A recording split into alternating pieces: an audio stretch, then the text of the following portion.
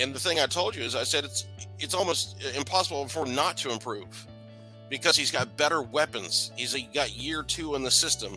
He's got stability. He really has a year of experience being an NFL quarterback, so he understands that. And then he was able to go away from the offseason and study his faults and look at his mechanics and really focus on them. So he's had all these issues to work on. He's been able to work on them.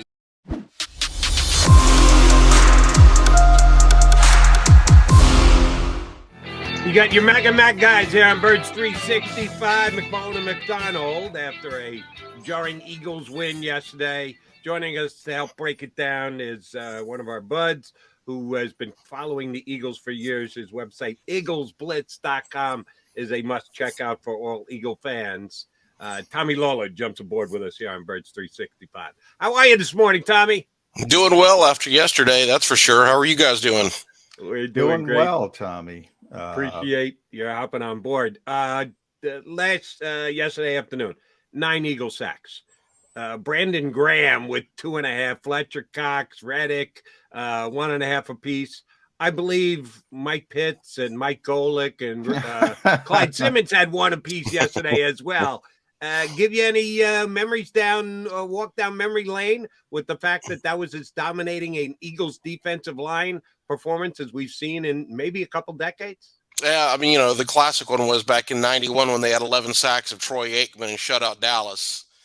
So it wasn't quite at that level, but it was pretty darn close.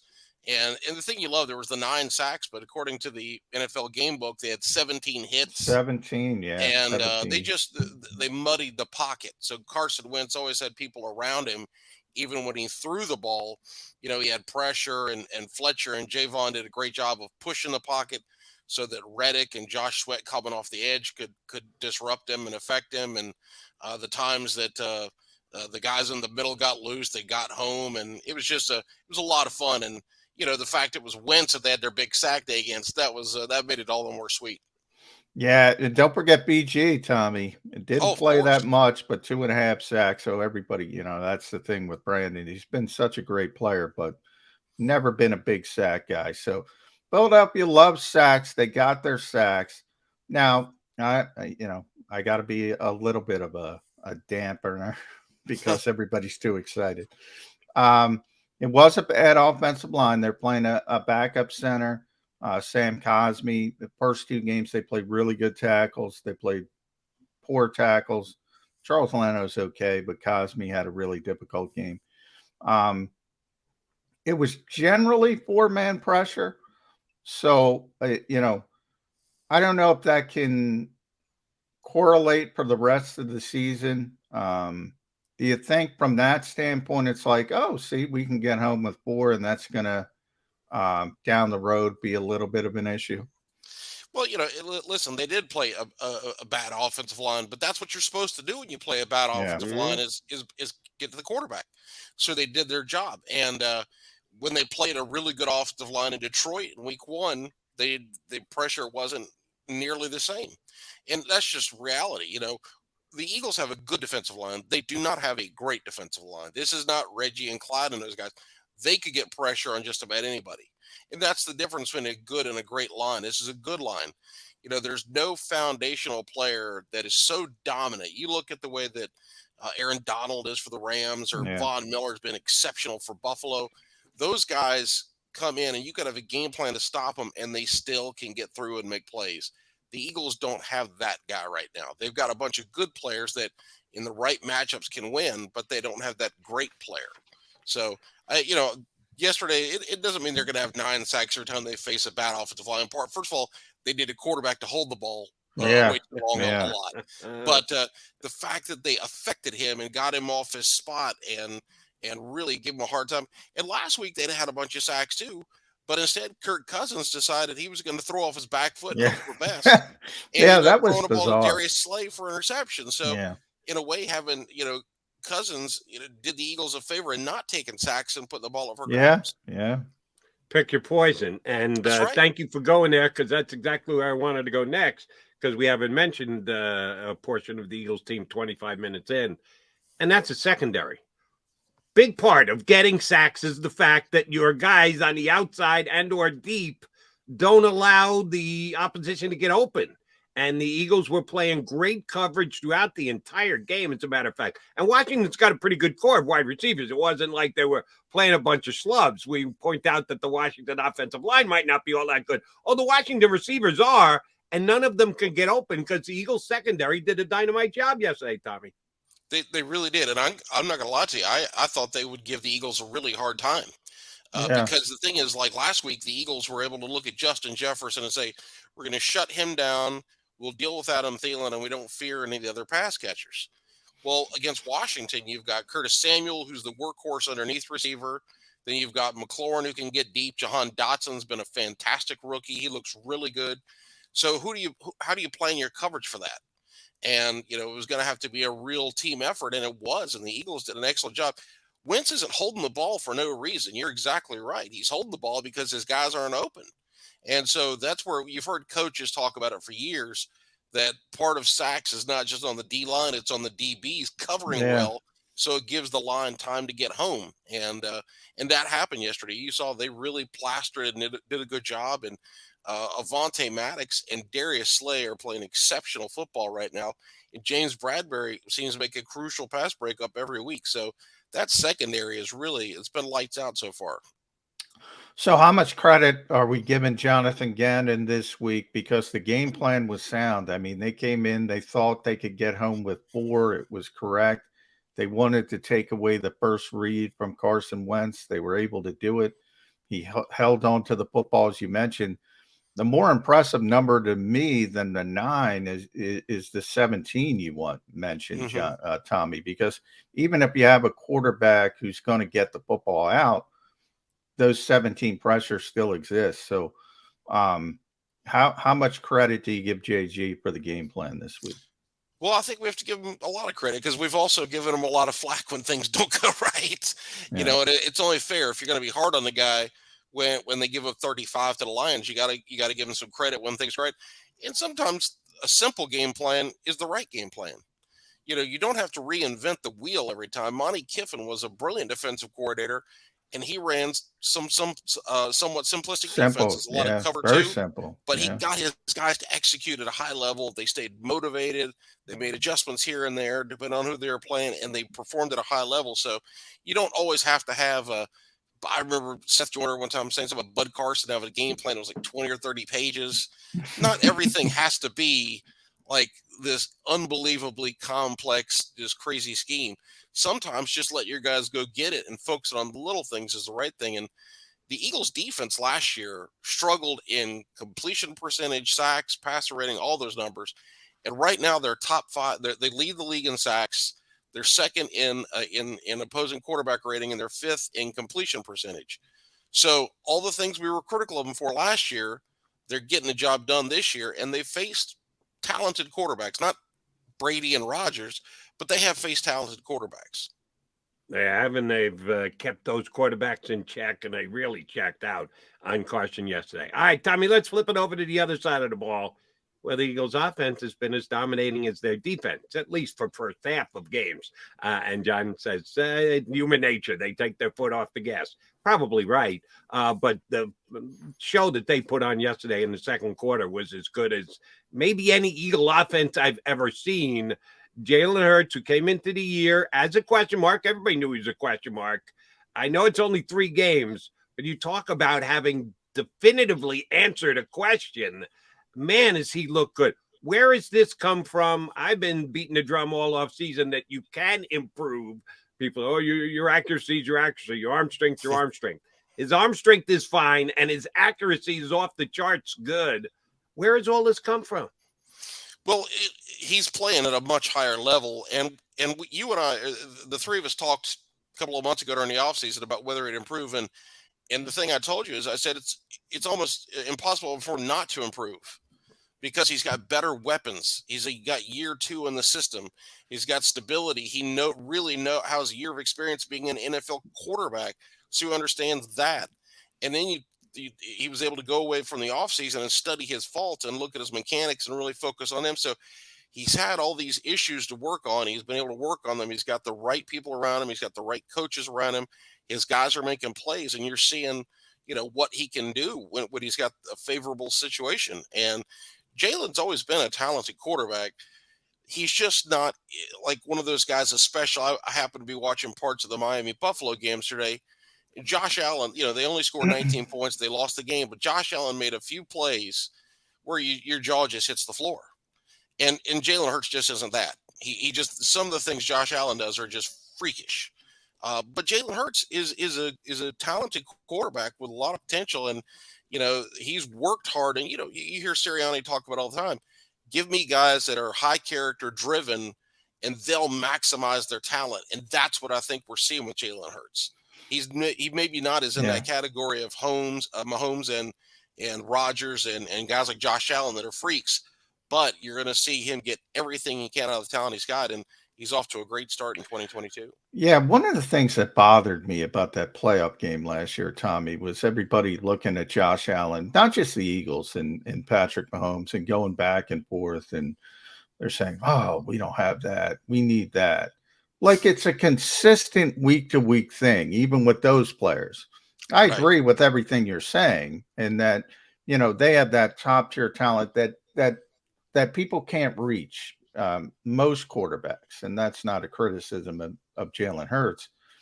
Very few quarterbacks can reach that level, but it's not consistent over 17 weeks. There's a lot of ways you can win a football game. You mentioned Buffalo. I don't know how many times did Josh Allen throw it yesterday? 60 something, and they lost. And they lost the football game. And you can't reach Josh Allen's level. I'm agreeing with that. And so I don't understand this relentless pursuit of what I consider a ghost. I mean, they exist, but they're very rare. And you can't necessarily get that play. Right now, the Eagles are a Super Bowl contender. If you go to Tankathon, they're going to have the 17th pick in the draft. Now, unfortunately, we're 7th pick. Unfortunately, we're only through 3 weeks. But I'm going to say it right here, and we're always taping, so clip this. I'm extending Jalen Hurts as soon as I can. The odds, they can't do it until after the season.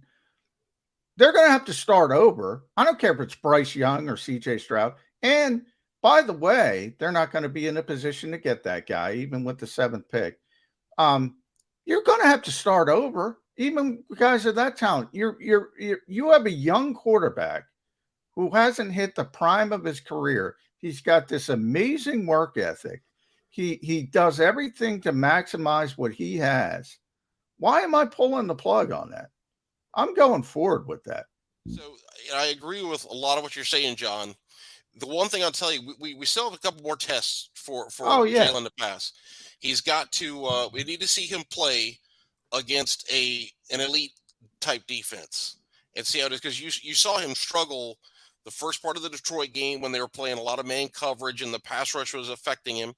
You saw him struggle early a little bit yesterday when he looked out of sync. And again, you had a team that was playing an aggressive defense and getting some pressure. And he obviously righted the ship both games and looked sensational. But, you saw hints of it. What is he going to do if he plays against, Tampa Bay's defense, right? And that's that's a test.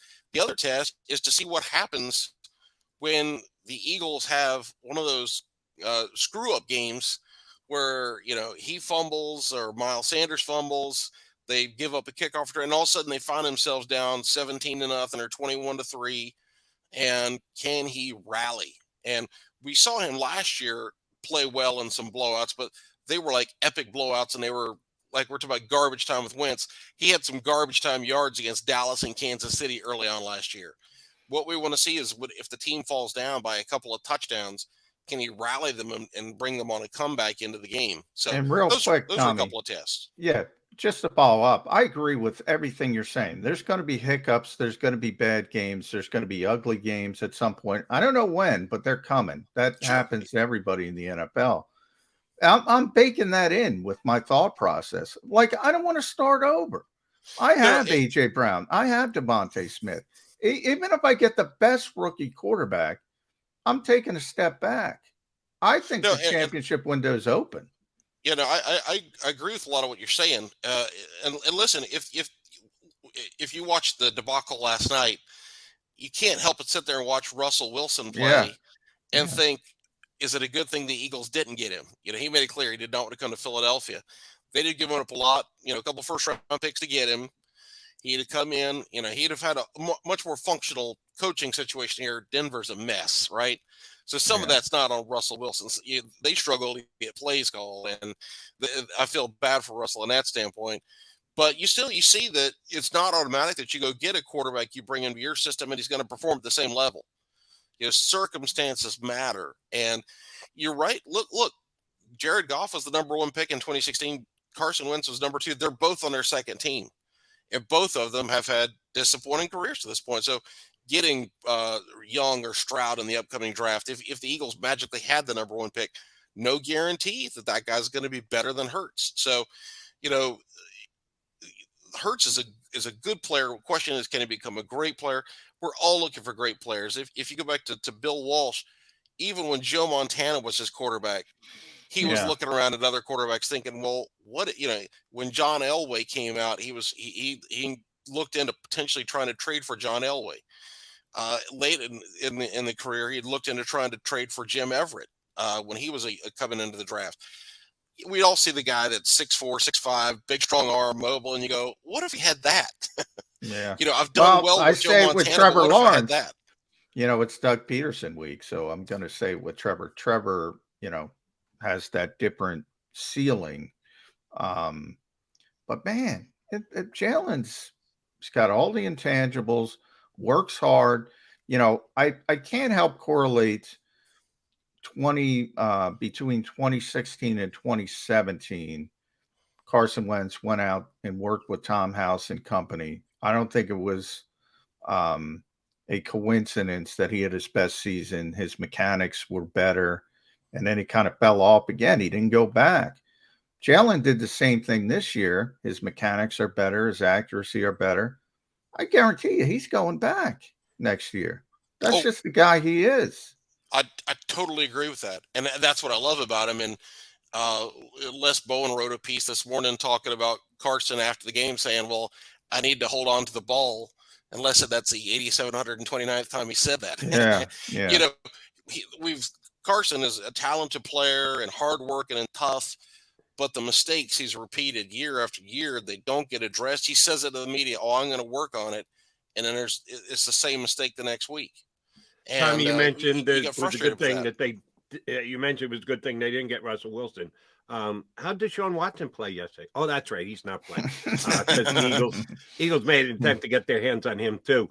Maybe the thing that I like most about Jalen Hurts, and this is probably a fault of mine, I listen to the naysayers too much. And it annoys me when I think the naysayers are wrong and then they're proven wrong.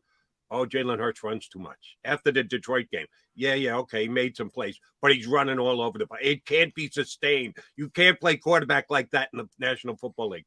How did he do yesterday? He didn't have to take off. There was no pressure in the pocket. He had all the time that he needed, and he had wide receivers who were getting open, and he delivered them the football. So it wasn't, Jalen loves to run. Jalen lives to run. He can't do anything but run. No. If he has to stay in the pocket, he'll stay in the pocket. He'll pick you apart that way and throw for 300 yards. Those who are saying Jalen Hurts will never be a top-flight quarterback because he's always dying to run, no, he's not. He only runs when he needs to run. Every once in a while, I think Steichen gets a little heavy-handed with the designed runs and the RPOs, but I don't think I think Jalen Hurts is perfectly fine and happy being a pocket quarterback. How about you?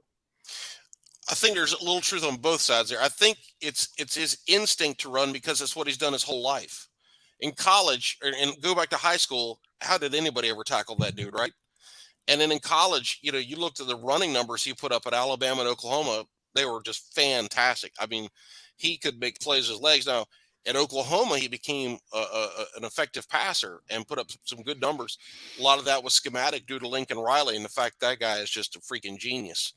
And as Jalen's come to the NFL, I think it still sometimes is his instinct when there's a little bit of pressure to take off. But I think he and the coaches have worked to say, trust the pocket and get the ball to your guys. And last year, he didn't have the guys to get it to. Jalen Reagor, obviously, we know he had issues. Quez Watkins, young guy learning things. And then Devonta was a rookie. This year, he's got Devonta in year 2. He's got AJ as an absolute workhorse stud of a receiver. And then you've got Zach Pascal as a role player, Quez Watkins as a role player, Dallas Goedert is one of the best tight ends in football. So this year he can really get the ball to his guys. So I think he understands there's real value in staying in the pocket. And I think he and the coaches are working on that. And again, when I say it's his instinct, that's not an insult to him. When you were the best player in high school and college and taking off and running led to big plays and championships, how could you not bring some of that to the NFL? So now he's learning, hey, if I get the ball to those guys and they make plays, the whole team is better, and that's how we're really going to win games and have sustained success. Tommy, bring up those weapons, and you've been covering this team for a long time, so I want to get your thoughts on this when I say this. They've only been together for 3 games, so obviously not from a production standpoint. But has this franchise ever had a more talented trio than A.J. Brown, Devonta Smith, and Dallas Goedert? I don't think they have. Wow. Yeah. I mean, if you went back to, was there a time when Fred Barnett, Chris Carter, and Keith Jackson were all 3 playing at a high level? Their careers kind of went up and down because Carter was out of here at a certain point. That's the only group that I could think of that would compare. When you look at Deshaun and Jeremy Maclin and Selleck, but Selleck was more of a complimentary receiver. Dallas is a weapon. Yeah. You watch that tight end screen yesterday. You get the ball to him, he makes the one guy miss, and he's gone. Yeah. And Brent Selleck, what patience, by the way. He never did that. Yeah, you never see a tight end who can block like Dallas Goedert, and then he's got the football IQ to let the blocking set up for him on a tight end screen. He is an amazing player. Dallas. He really is. He's become. Listen, Kittle and Kelsey are elite tight ends. Waller's an elite tight end. To me, Goddard's right up in that next level or pushing him because he's a great blocker. He's a better blocker than those guys. Oh yeah, and he's got great hands, and then he is as good a receiver after the catch as any tight end I've seen in a while. So he has become an absolute weapon for the Eagles, and quarterbacks love tight ends. So that's another thing, that the relationship with him and Hurts is good because they can design all those little RPOs and screens, little simple ways to get the ball to Goddard, and Goddard makes a play because he's got a mismatch on a linebacker who just can't run with him. So that gives Hurts a really intriguing weapon right there. Tommy, since we have you, we might as well take a peek with you next week to the upcoming game. Can the Eagles get to 4-0? The Jacksonville Jaguars come to town. I was on CBS Sports Radio yesterday with Zach Gelb at the end of Eye on Football, and he was almost making excuses for the Charger defense, that their offense was so bad because Herbert shouldn't have been out there on the field playing in pain, wincing as he's throwing, that is the reason why the Jags were able to go up and down the field against the Charger defense. Come on, Zach. That's what I said. Come on. Are you really? You're going to go there? You're going to give their defense a pass because Justin Herbert is playing hurt? No, the Jags carved them up. Trevor Lawrence was throwing the ball all over the lot. You talk about a guy coming of age. We think Jalen's coming of age. Oh, so is Trevor Lawrence under Doug Peterson's tutelage down there in Jacksonville. They're gonna come in here and challenge this football team. We saw what the Eagles did in a return game against Carson Wentz. What's it going to be like next week when Doug Peterson brings his Jaguars into town against the Eagles? It's going to be a tough test, and we've talked about Jalen needing to face a good defense. Well, the Jaguars have a loaded defense, and that's going to be his first real tough test of the year. That front seven of theirs is absolutely loaded, and Doug has you see the value in a real NFL coach when you get Urban Meyer out of there, Doug Peterson in, and he knows how to build relationships and bonds with players, and he knows how to coach quarterbacks. And Jacksonville had talent, they just didn't have structure and culture, and he's given them both, and that's a good team. And it's turned out that way. And he is. People forget when Doug first got here. I mean, they called it the quarterback incubator when he was here with Frank Reich and John DiPilippo. They did a phenomenal job early on with Carson Wentz. Obviously, it went in a different direction, but he's great with young quarterbacks. And you see it with Trevor Lawrence. And Trevor Lawrence is, boy, that guy's talented. Absolutely. Well, he had success in helping to develop Mahomes in Kansas City. And then obviously they've done great things with they did good things with Carson Wentz in Philadelphia, and now he's doing them with Trevor Lawrence. So he knows how to speak their language. He knows what they're going through. He was there with Favre when Favre was a young quarterback years ago, 30 years ago, I guess. And so he's seen development as a player, as an assistant coach, as a head coach. He takes all that experience and he's able to use that to develop Lawrence. So Trevor should be very happy that Jacksonville hired the right guy. And it's going to be interesting to see if that team, which has they haven't sustained success since going back to the Tom Coughlin era. It'll be interesting to see if they can do it. Tommy, great stuff. We appreciate you jumping in for 20 minutes with us here today. We're certainly going to get you back on after we get to another couple of games. Thanks for joining us today. We'll talk again soon. Sounds good, fellas. Y'all have a great week.